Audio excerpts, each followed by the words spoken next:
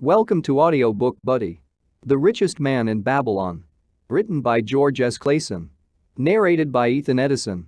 Chapter 5, Meet the Goddess of Good Luck. If a man be lucky, there is no foretelling the possible extent of his good fortune. Pitch him into the Euphrates and like as not he will swim out with a pearl in his hand. Babylonian proverb. The desire to be lucky is universal. It was just as strong in the breasts of men 4,000 years ago in ancient Babylon as it is in the hearts of men today. We all hope to be favored by the whimsical goddess of good luck. Is there some way we can meet her and attract not only her favorable attention, but her generous favors? Is there a way to attract good luck? That is just what the men of ancient Babylon wished to know. It is exactly what they decided to find out. They were shrewd men and keen thinkers. That explains why their city became the richest and most powerful city of their time. In that distant past, they had no schools or colleges. Nevertheless, they had a center of learning, and a very practical one it was.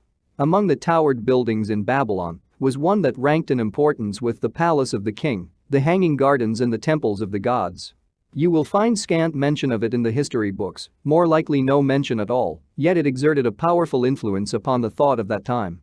This building was the temple of learning, where the wisdom of the past was expounded by voluntary teachers and where subjects of popular interest were discussed in open forums.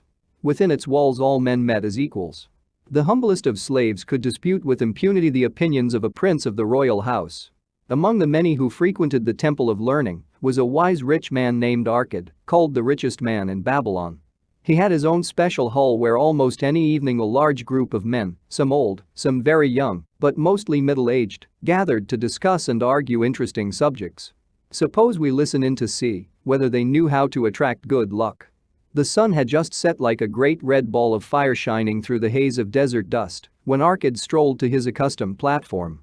Already full 40 men were awaiting his arrival, reclining on their small rugs spread upon the floor. More were still arriving. "What shall we discuss this night?" Arcad inquired. After a brief hesitation, a tall cloth weaver addressed him, arising as was the custom. "I have a subject I would like to hear discussed yet hesitate to offer lest it seem ridiculous to you, Arcad, and my good friends here." Upon being urged to offer it, both by Arcad and by calls from the others, he continued, "This day I have been lucky, for I have found a purse in which there are pieces of gold. To continue to be lucky is my great desire. Feeling that all men share with me this desire, I do suggest we debate how to attract good luck, that we may discover ways it can be enticed to one." "A most interesting subject has been offered," Arcad commented, "one most worthy of our discussion. To some men, good luck bespeaks but a chance happening that, like an accident, may befall one without purpose or reason. Others do believe that the instigator of all good fortune is our most bounteous goddess, Ashtar, ever anxious to reward with generous gifts those who please her. Speak up, my friends, what say you? Shall we seek to find if there be means by which good luck may be enticed to visit each and all of us?" "Yea. Yea. And much of it," responded the growing group of eager listeners. Thereupon Arcad continued, "To start our discussion, let us first hear from those among us who have enjoyed experiences similar to that of the cloth weaver in finding or receiving, without effort upon their part, valuable treasures or jewels." There was a pause in which all looked about expecting someone to reply, but no one did. "What, no one?" Arcad said, "Then rare indeed must be this kind of good luck. Who now will offer a suggestion as to where we shall continue our search?" "That I will do," spoke a well-robed young man, arising. "When a man speaketh of luck, is it not natural that his thoughts turn to the gaming tables? Is it not there we find many men courting the favor of the goddess in hope she will bless them with rich winnings?" As he resumed his seat a voice called, "Do not stop. Continue thy story. Tell us, didst thou find favor with the goddess at the gaming tables? Did she turn the cubes with red side up, so thou filled thy purse at the dealer's expense, or did she permit the blue sides to come up, so the dealer raked in thy hard-earned pieces of silver?" The young man joined the good-natured laughter, then replied, "I am not averse to admitting she seemed not to know I was even there. But how about the rest of you? Have you found her waiting about such places to roll the cubes in your favor? We are eager to hear as well as to learn." "A wise start," broke in Arcad. "We meet here to consider all sides of each question. To ignore the gaming table would be to overlook an instinct common to most men, the love of taking a chance with a small amount of silver in the hope of winning much gold." "That doth remind me of the races but yesterday," called out another listener. If the goddess frequents the gaming tables, certainly she does not overlook the races, where the gilded chariots and the foaming horses offer far more excitement. Tell us honestly, Arcad, didst she whisper to you to place your bet upon those grey horses from Nineveh yesterday? I was standing just behind thee and could scarce believe my ears when I heard thee place thy bet upon the greys. Thou knowest as well as any of us that no team in all Assyria can beat our beloved bays in a fair race. Didst the goddess whisper in thy ear to bet upon the greys, because at the last turn the inside black would stumble and so interfere with our bays that the greys would win the race and score an unearned victory? Arcad smiled indulgently at the banter. What reason have we to feel the good goddess would take that much interest in any man's bet upon a horse race? To me she is a goddess of love and dignity whose pleasure it is to aid those who are in need and to reward those who are deserving. I look to find her, not at the gaming tables or the races, where men lose more gold than they win, but in other places, where the doings of men are more worthwhile and more worthy of reward. In tilling the soil, in honest trading, in all of man's occupations, there is opportunity to make a profit upon his efforts and his transactions. Perhaps not all the time will he be rewarded because sometimes his judgment may be faulty, and other times the winds and the weather may defeat his efforts. Yet, if he persists, he may usually expect to realize his profit. This is so because the chances of profit are always in his favor. But, when a man playeth the games, the situation is reversed, for the chances of profit are always against him and always in favor of the gamekeeper. The game is so arranged that it will always favor the keeper. It is his business at which he plans to make a liberal profit for himself from the coins bet by the players. Few players realize how certain are the gamekeeper's profits and how uncertain are their own chances to win. For example, let us consider wagers placed upon the cube. Each time it is cast we bet which side will be uppermost. If it be the red side, the game master pays to us 4 times our bet. But if any other of the 5 sides come uppermost, we lose our bet. Thus the figures show that for each cast we have 5 chances to lose, but because the red pays 4 for 1, we have 4 chances to win. In a night's play the game master can expect to keep for his profit 1/5 of all the coins wagered. Can a man expect to win more than occasionally against odds so arranged that he should lose 1/5 of all his bets? Yet some men do win large sums at times, volunteered one of the listeners. Quite so, they do, Arcad continued. Realizing this, the question comes to me whether money secured in such ways brings permanent value to those who are thus lucky. Among my acquaintances are many of the successful men of Babylon, yet among them, I am unable to name a single one who started his success from such a source. You who are gathered here tonight know many more of our substantial citizens. To me it would be of much interest to learn how many of our successful citizens can credit the gaming tables with their start to success. Suppose each of you tell of those you know. What say you? After a prolonged silence, a wag ventured, wouldst thy inquiry include the gamekeepers? If you think of no one else, Arcad responded. If not one of you can think of anyone else, then how about yourselves?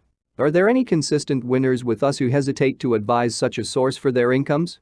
His challenge was answered by a series of groans from the rear taken up and spread amid much laughter. It would seem we are not seeking good luck in such places as the goddess frequents, he continued.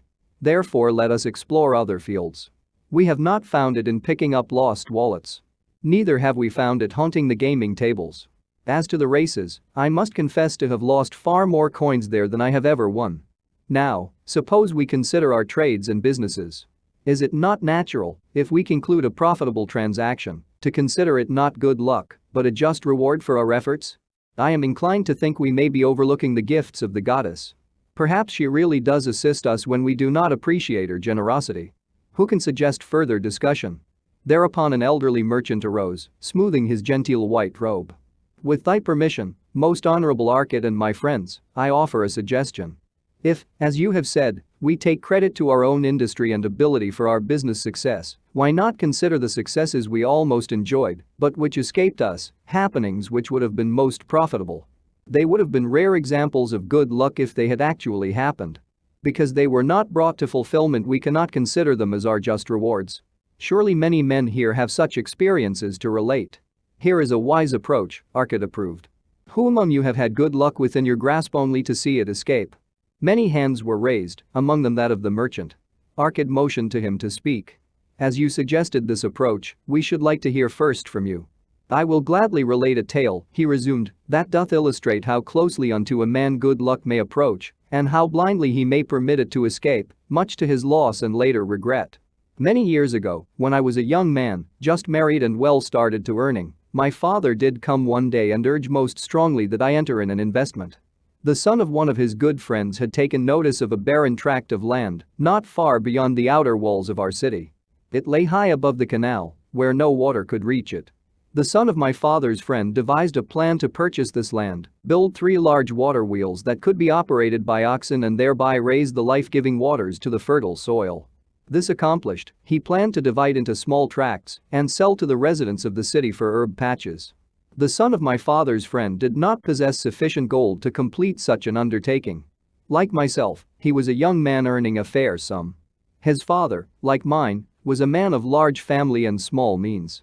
He, therefore, decided to interest a group of men to enter the enterprise with him. The group was to comprise 12, each of whom must be a money earner, and agree to pay 1/10 of his earnings into the enterprise until the land was made ready for sale. All would then share justly in the profits in proportion to their investment. "Thou, my son," bespoke my father unto me, "art now in thy young manhood. It is my deep desire that thou begin the building of a valuable estate for myself, that thou mayest become respected among men. I desire to see thou profit from a knowledge of the thoughtless mistakes of thy father. This do I most ardently desire, my father," I replied. "Then, this do I advise. Do what I should have done at thy age. From thy earnings keep out 1/10 to put into favorable investments. With this on a tenth of thy earnings, and what it will also earn, thou canst, before thou art my age, accumulate for thyself a valuable estate. Thy words are words of wisdom, my father. Greatly do I desire riches. Yet there are many uses to which my earnings are called. Therefore, do I hesitate to do as thou dost advise. I am young. There is plenty of time. So I thought at thy age, yet behold, many years have passed, and I have not yet made the beginning. We live in a different age, my father. I shall avoid thy mistakes. Opportunity stands before thee, my son. It is offering a chance that may lead to wealth. I beg of thee, do not delay. Go upon the morrow to the son of my friend and bargain with him to pay 10% of thy earnings into this investment. Go promptly upon the morrow. Opportunity waits for no man. Today it is here, soon it is gone. Therefore, delay not." In spite of the advice of my father, I did hesitate. There were beautiful new robes just brought by the tradesmen from the east, robes of such richness and beauty, my good wife, and I felt we must each possess one. Should I agree to pay 1/10 of my earnings into the enterprise, we must deprive ourselves of these and other pleasures we dearly desired. I delayed making a decision until it was too late, much to my subsequent regret. The enterprise did prove to be more profitable than any man had prophesied. This is my tale, showing how I did permit good luck to escape. In this tale we see how good luck waits to come to that man who accepts opportunity, commented a swarthy man of the desert. To the building of an estate there must always be the beginning. That start may be a few pieces of gold or silver which a man diverts from his earnings to his first investment. I, myself, am the owner of many herds. The start of my herds I did begin when I was a mere boy and did purchase with 1 piece of silver a young calf. This, being the beginning of my wealth, was of great importance to me. To take his first start to building an estate is as good luck as can come to any man. With all men, that first step, which changes them from men who earn from their own labor to men who draw dividends from the earnings of their gold, is important.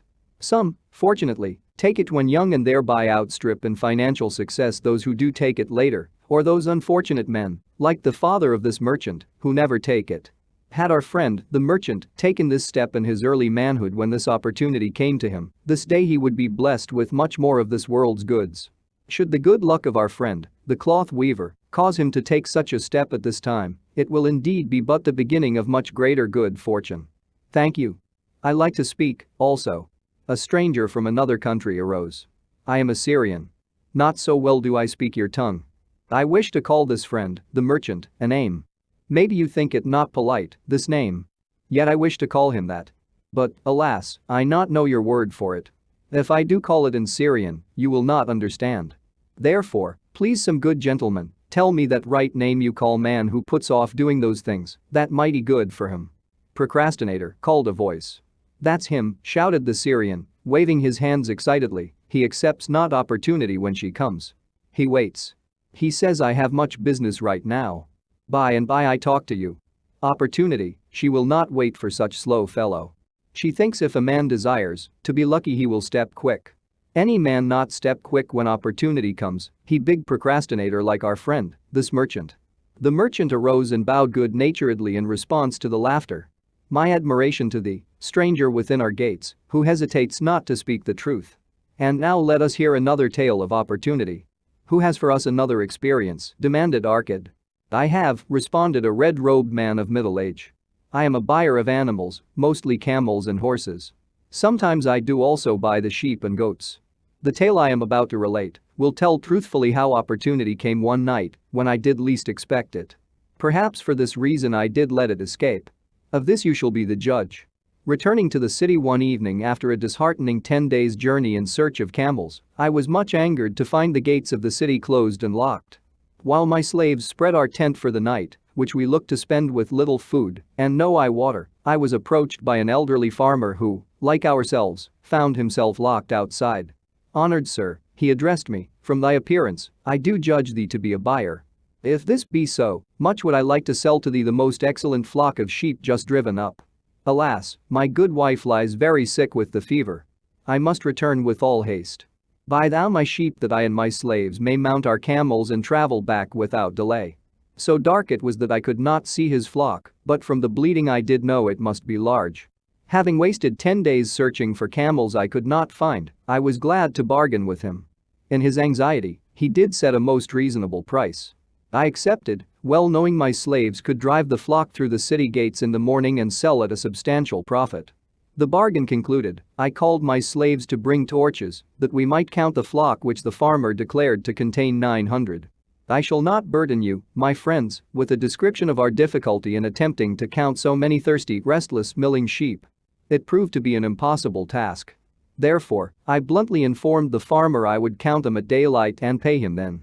Please, most honorable sir, he pleaded, pay me but 2/3 of the price tonight, that I may be on my way. I will leave my most intelligent and educated slave to assist to make the count in the morning. He is trustworthy, and to him, thou canst pay the balance. But I was stubborn and refused to make payment that night. Next morning, before I awoke, the city gates opened and 4 buyers rushed out in search of flocks. They were most eager and willing to pay high prices because the city was threatened with siege and food was not plentiful. Nearly 3 times the price at which he had offered the flock to me did the old farmer receive for it. Thus was rare good luck allowed to escape. Here is a tale most unusual, commented Arcad. What wisdom doth it suggest? The wisdom of making a payment immediately, when we are convinced our bargain is wise, suggested a venerable saddle maker. If the bargain be good, then dost thou need protection against thy own weaknesses as much as against any other man. We mortals are changeable. Alas, I must say more apt to change our minds when right than wrong. Wrong, we are stubborn indeed. Right, we are prone to vacillate and let opportunity escape. My first judgment is my best. Yet always have I found it difficult to compel myself to proceed with a good bargain when made. Therefore, as a protection against my own weaknesses, I do make a prompt deposit thereon. This doth save me from later regrets for the good luck that should have been mine. Thank you.